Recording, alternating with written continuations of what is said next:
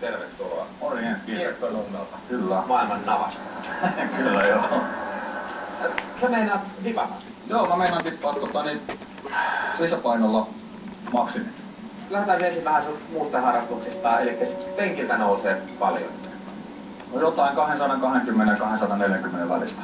On aika kova määrä, ja olet myös nyrkkeillyt. Joo, joskus on sitäkin ja vähän kilpailu siinäkin, mutta tuli huomattu hyvinkin nopeasti, että ei ole mun laji, niin sitten piti vähän vaihtaa.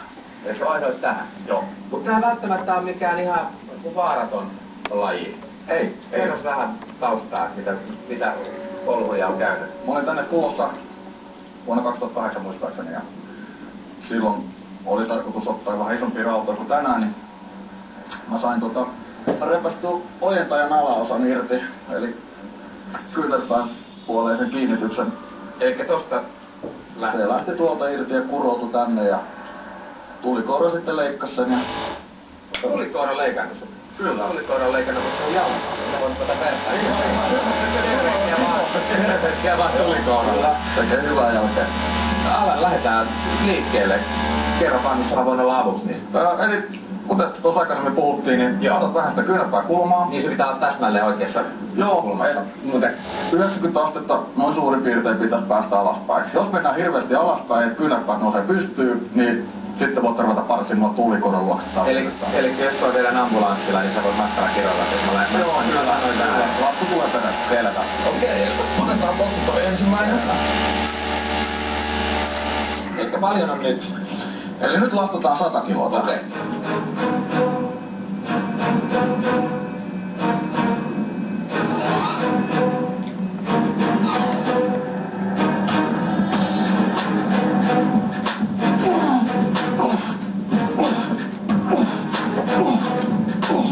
Kerran se vähän siihen varsinaiseen suoritukseenkin. No siinä meni 100 Muutama joo. kilolla muutama. Ja mitäs nyt sitten? Otatko lisää näitä? Joo. Annaks sä sen yhden? Annetaan. Joo, no niin. Eli otetaan tästä nyt sellainen harjoitus. Otetaan ykkönen vaan. Joo. Joo.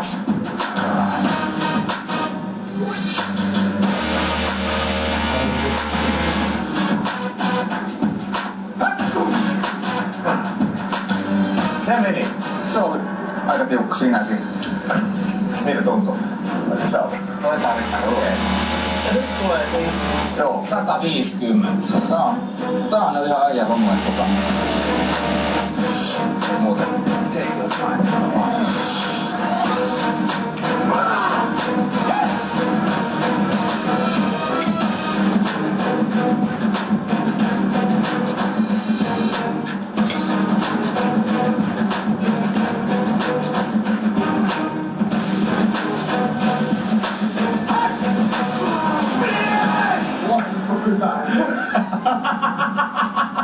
Huomasin pysähdyksen.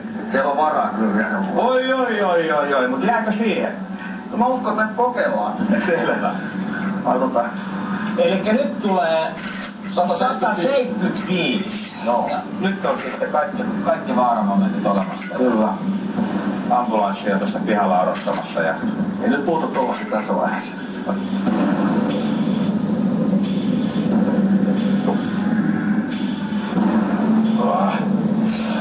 Alright. Yes.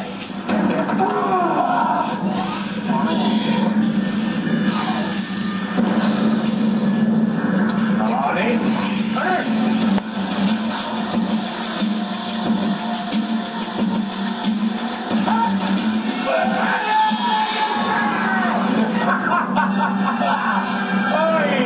Ai, kiitos.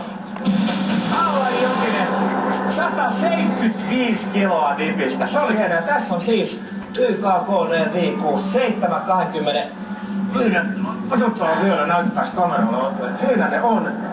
Ja siinä oli 175 kiloa. Hyvät naiset ja herrat, uusi Suomen ennätys.